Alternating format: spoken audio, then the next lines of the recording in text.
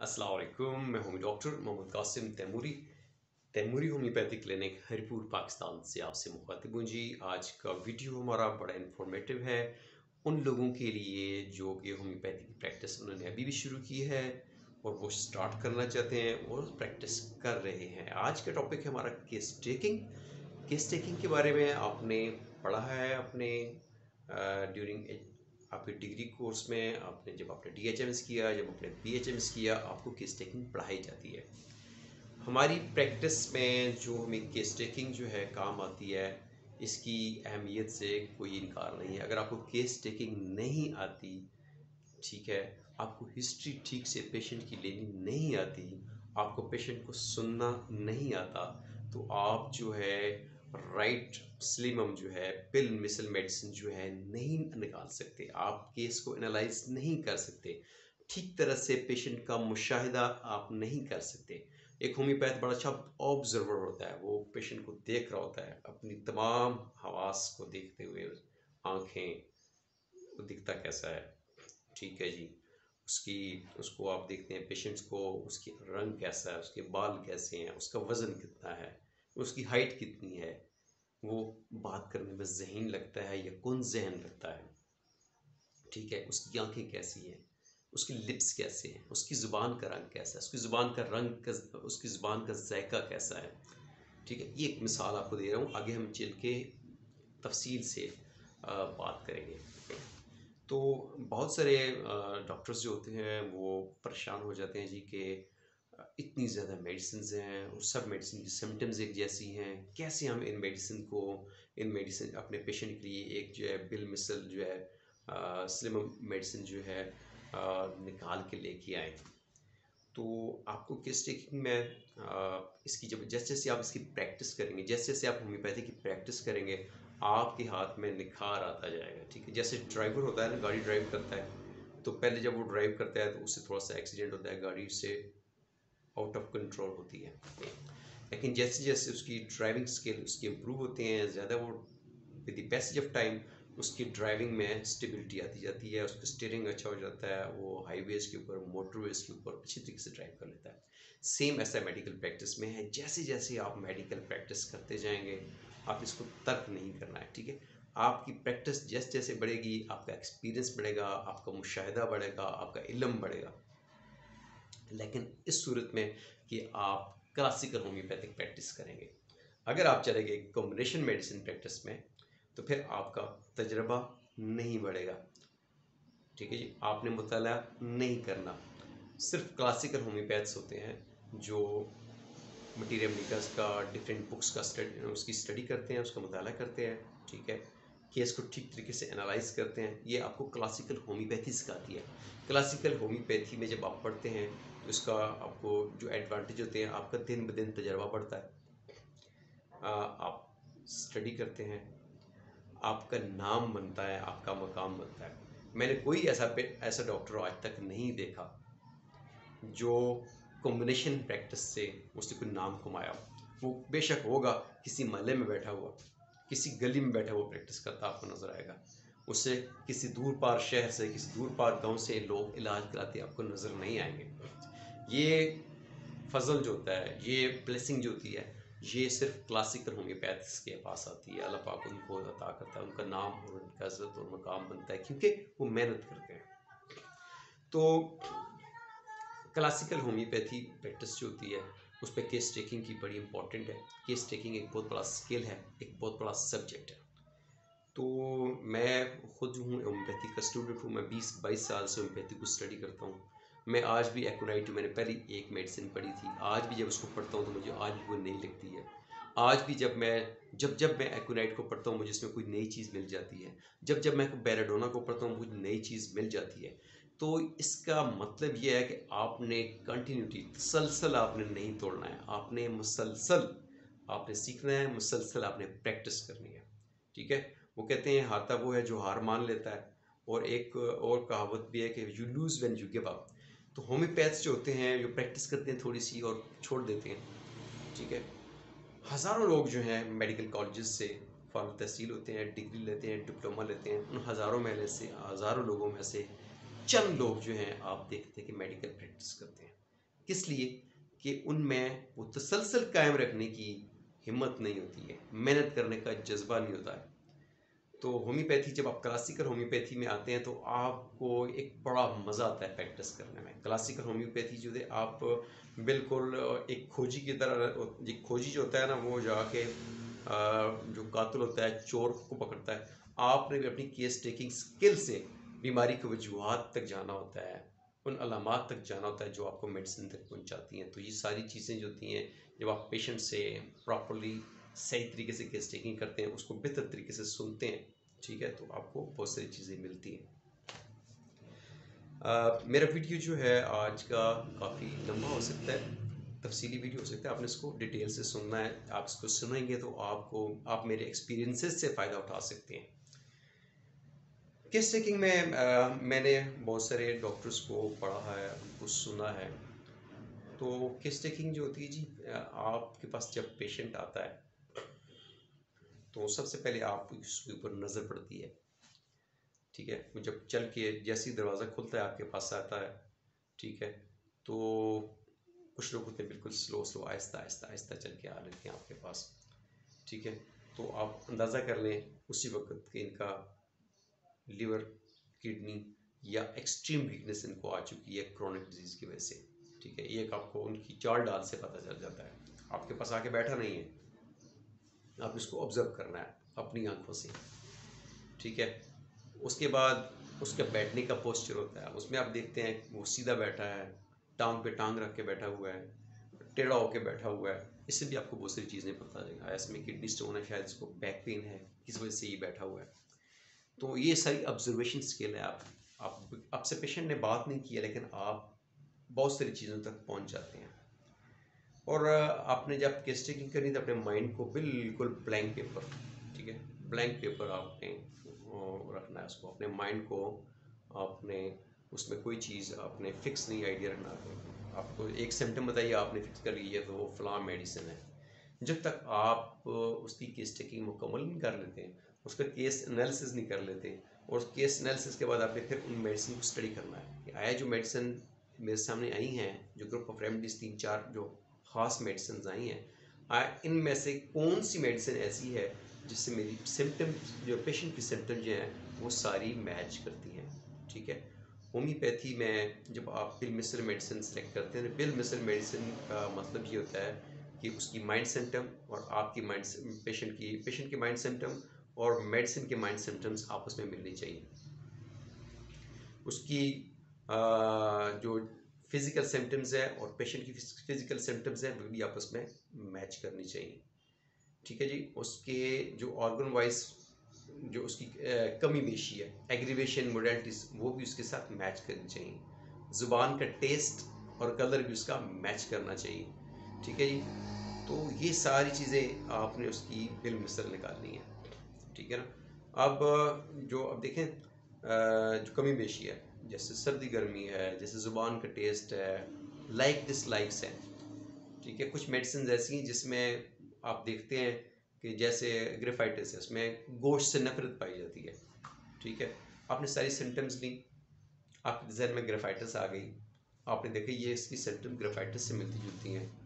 अब उसको 100% कन्फर्म करने के लिए आया ये ग्रेफाइटिस है, आपने कुछ इस तरह से केस टेकिंग करनी है कि आपने उससे पूछना है कि आपको खाने में क्या पसंद है, ठीक है। एक मालूमात इजाफे के लिए आप क्या खाते पीते हैं, तो आपको बता देगा पेशेंट कि मैं ये चीज़ खाता हूँ, ये चीज़ खाता हूँ, ये चीज़ खाता हूँ। तो उसमें आपको ये भी लग जाएगा, पता लग जाएगा। जब पेशेंट आपको बताइए मैं तो सब्जियाँ खाता हूँ, जो गोश्त तो मुझे पसंद नहीं है, पेशेंट आपको बताएगा, ठीक है। आपने ये नहीं पूछना आपको गोश्त अच्छा लगता है, आप सिर्फ उसको ऑब्जर्व करें कि पेशेंट क्या कह रहा है। हमेशा वो सिम्टम्स जो आप मरीज़ से पूछते हैं वो आपके लिए मालूमात होती हैं।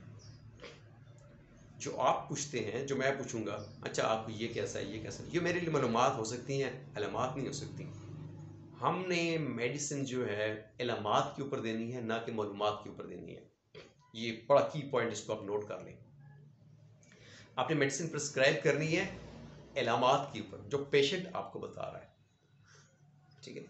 आपने मेडिसिन मालूमात के ऊपर प्रिस्क्राइब नहीं करनी, जो आप उससे पूछ रहे हैं।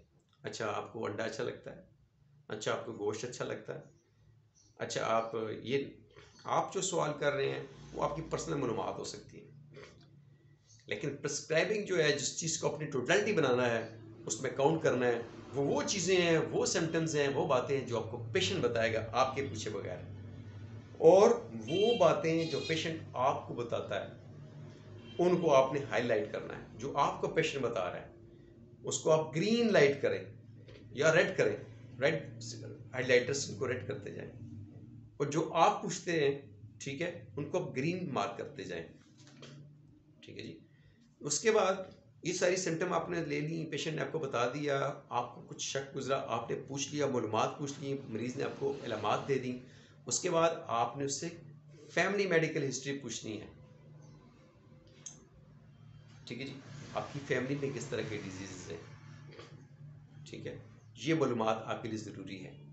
इसमें इलामात की गुंजाइश नहीं, कोई मसला नहीं है। आपको ये मालूम होना ज़रूरी है कि इसकी फैमिली में टीबी तो नहीं है, इसकी फैमिली में कैंसर तो नहीं है, ठीक है, इस फैमिली में और ज़हनी अमराज तो नहीं है। ठीक है जी। तो आप उससे फैमिली, उसकी मेडिकल हिस्ट्री है, उसकी हार्ट डिजीज़, किडनी डिजीज़ है, शुगर, ठीक है, ये सारी चीज़ें आपकी उसकी फैमिली मेडिकल हिस्ट्री में आ जाएंगी। याद रखें, फैमिली में अगर पेरेंट वालिद को हार्ट अटैक हुआ है, दे आर चांसेस कि उसके बच्चे को भी एक उम्र के किसी हिस्से में हार्ट के इश्यूज हो सकते हैं। अगर पेरेंट्स में डायबिटीज़ है तो दे आर चांसेस कि बच्चों को भी किसी उम्र के किसी हिस्से में शुगर हो सकती है, या हो चुकी है, या प्री डायबिटिक हो चुके हैं वो। तो फैमिली मेडिकल हिस्ट्री की बड़ी ही इम्पोर्टेंस है। हमारे वो फंसे हुए केस जो हमें लगता है कि ये केस सॉल्व नहीं होंगे, वो गुत्थी सुलझती है हमारी फैमिली मेडिकल हिस्ट्री से। ठीक है, तो इतनी ज़्यादा मेडिसिन से आप जब क्लोज होते होते आते हैं तो आपको फैमिली मेडिकल हिस्ट्री बहुत ही क्लोज कर देती है। ठीक है, फैमिली मेडिकल हिस्ट्री जो है ये आपकी मालूमात में लाजमी होनी चाहिए। ये हमारी केस को सॉल्व करने का बहुत अच्छा, ये समझे कि की होती है आपको।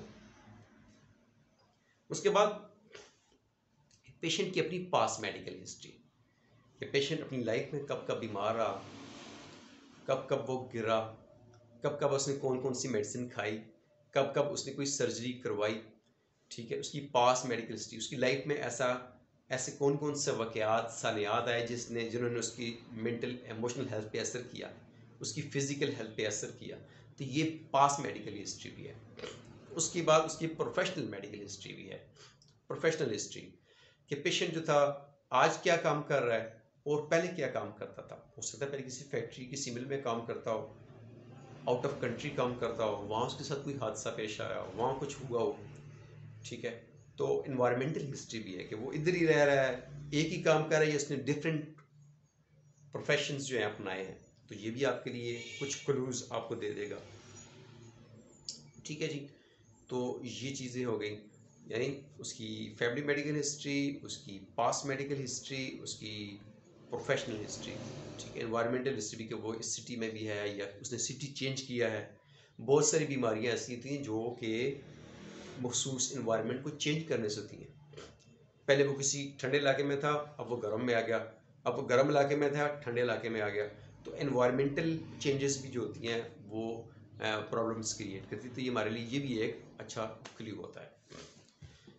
पेशेंट से हम जब सारी बातें पूछते हैं तो उसके बाद जो है हम उसको फिज़िकल चेकअप भी करते हैं। ठीक है, उसका बीपी चेक करते हैं आप, उसको उसकी पल्स देखते हैं आप, उसका टेम्परेचर चेक करते हैं आप। ठीक है, उसकी आंखों को देखते हैं आप, स्किन को देखते हैं कि इसमें खून की कमी, इसमें पानी की कमी तो नहीं है। वज़न चेक करते हैं आप, और वज़न चेक करने के बाद आप पेशेंट से पूछते हैं कि आपका वज़न कांस्टेंट इतना ही है, ये कम हो रहा है, या पहले आपका वज़न ज़्यादा था, या वज़न बढ़ रहा है। इससे भी आपको बहुत सारी चीज़ें मिलती हैं।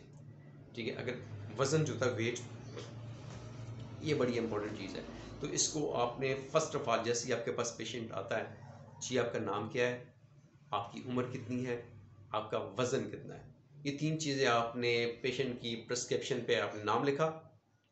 ठीक है, उसकी उम्र पूछी, और उसके बाद उसका आपने वज़न किया। ये 3 काम आपने सबसे पहले करने हैं, उसकी हिस्ट्री लेने से पहले। मुझसे मिस हो गया, तो आपने अच्छा जी आपका नाम क्या है, आपकी उम्र कितनी है, आप शादीशुदा हैं, गैर शादीशुदा हैं, उसका मोबाइल नंबर आप ले लें और उसका आपने टेम्परेचर चेक कर लिया, उसका ब्लड प्रेशर चेक कर लिया, उसका अपने वज़न नोट कर लिया, ठीक है जी। और यहाँ पे ही आप उसी जैसी आप उसकी इब्तदाई मालूमात ले रहे हैं तो इसी में आप जो है उसके साथ जो है उसकी फैमिली मेडिकल हिस्ट्री भी ले सकते हैं, ठीक है, उसकी पास मेडिकल हिस्ट्री भी ले सकते हैं। तो आप जब आप नोट कर रहे हैं तो ये सारी चीज़ें पहले आप नोट कर लें, लेकिन माइंड को आपने बिल्कुल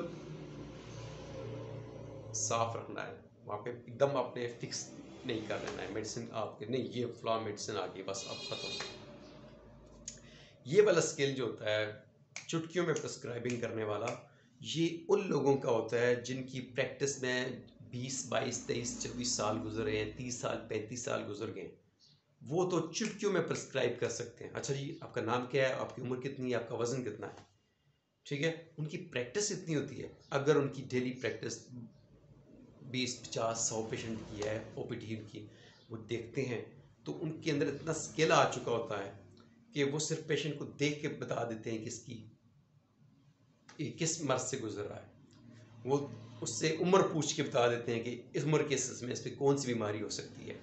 एज वाइज डिजीज़ से उनको जो है पता चल जाता है। ये डॉक्टर अली मोहम्मद साहब के लेक्चर्स हैं, आप सुन सकते हैं। उनका एज वाइज डिजीज़ के ऊपर कम से कम 3 लेक्चर्स हैं ठीक है। तो उस एज वाइज डिजीज़ में डॉक्टर अली मोहम्मद जो हैं बहुत अच्छे तरीके से इसको एक्सप्लेन करते हैं और आपके लिए किस टेकिंग में डॉक्टर अली मोहम्मद की एज वाइज जो डिजीज़ के लेक्चर है यूट्यूब पे मौजूद है, आप उनको सर्च करके आप उनको देख सकते हैं। आपको बहुत कुछ सीखने को मिलेगा। उनका जो तजर्बा है, उनकी ऑब्जर्वेशन है, उनका जो नॉलेज है, आप उनसे सीख सकते हैं उनकी वीडियोज़ देख के।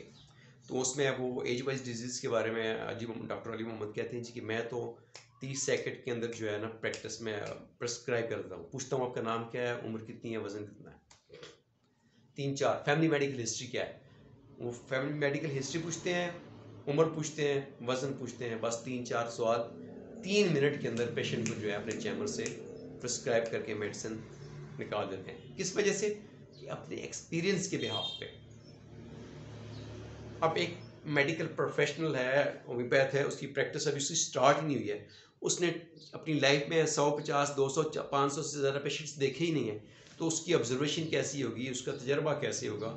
तो उसको लिए ज़रूरी है उसके सीखने के लिए कि वो जो प्रॉपर SOPs है हमारी केस टेकिंग के, वो सारे फॉलो करें, प्रॉपर तरीके से मरीज़ को सुने। बहुत सारे पेशेंट्स जो कि ज़हनी अमराज का शिकार होते हैं, ठीक है, ज़हनी अमराज, डिप्रेशन, एंजाइटी, स्ट्रेस या हम अमराज मादा का शिकार हैं, तो उनकी कोशिश होती है कि उनका नॉलेज जो है उनको सुने। जब आपको आपका पेशेंट इल्मात दे रहा है तो आपको मालूमात लेने की कोशिश नहीं करनी चाहिए। समझ आई मेरी बात? जब आपको पेशेंट जो है इल्मात दे रहा है, वो अपनी बात बता रहा है, अपनी सिम्टम्स बता रहा है, तो आपको अपनी मालूमात लेने के लिए उसको टोकना नहीं है। मैंने जैसे आपको पहले बताया कि पेशेंट जो आपको देता है, आपको चीज़ बता रहता है या आपको दिखने में नज़र आ रही होती हैं, वो इल्मात है। लेकिन आप जो उससे पूछना चाहते हैं, जो आप उससे मुंह से निकालना चाहते हैं, वो मालूमात हैं, वो इलामत नहीं है। उसके ऊपर आपने प्रिस्क्रिप्शन नहीं बनानी। आप मालूमात पे प्रिस्क्राइब करेंगे तो आप डिट्रैक हो जाएंगे। आपने इलामात के ऊपर मतलब करना है। सिर्फ एक चीज़ जो है फैमिली मेडिकल हिस्ट्री, वो आपने पूछनी होती है, वो मालूमात आपने ज़रूर लेनी है, ठीक है। वो आपके लिए बड़ी हेल्पफुल हो सकती है, क्योंकि हमारे तीन 4 5 6 नसोड रेमडीज़ जो हैं, जैसे ट्यूबरकुलिनियम है, कार्सिनोसिन है, टाइफाइडिनियम है, ठीक है, इन्फ्लुएंज़म है, और दीगर मेडिसिन थूजा है, ठीक है। ये हमारी मेस्मेटिक रेमेडीज़ भी हैं, तो ये हमें हेल्पफुल होती हैं कि उनकी जो फैमिली मेडिकल हिस्ट्री या पास मेडिकल हिस्ट्री के बिहाफ जो है हम उनको एक डोज 1 mcm की आपने देनी होती है उसकी, इन केस कि आप देखते हैं कि वहाँ पर उसकी फैमिली हिस्ट्री में टीबी है, तो आप उसको ट्यूबरकुलिनियम देंगे, कैंसर है तो एक डोज आपने उसको मंथली कार्सिनोसिन आपने देनी है। अगर उसने टाइफाइड हुआ है उसके लाइफ में और अब आपके पास है, उसमें सीवियर वीकनेस है, मस्कुलर पेन है, बाल उसके झड़ गए हैं, कमज़ोरी है, तो उसको टाइफाइड पास में हो तो आप उसको टाइफाइड इनियम देनी है। अगर उसको कोई इशू हो, उसके बाद सेक्शुअल ट्रांसमिटेड डिजीज़ आपकी हिस्ट्री आती है, एसटीडीज़ में आती है, या कोई उसने इंजेक्शन लगवाया उसके बाद कोई तकलीफ आती है, वैक्सीनेशन के बाद की, उसके बाद कोई एग्रीवेशन आती है, थूजा आप देंगे।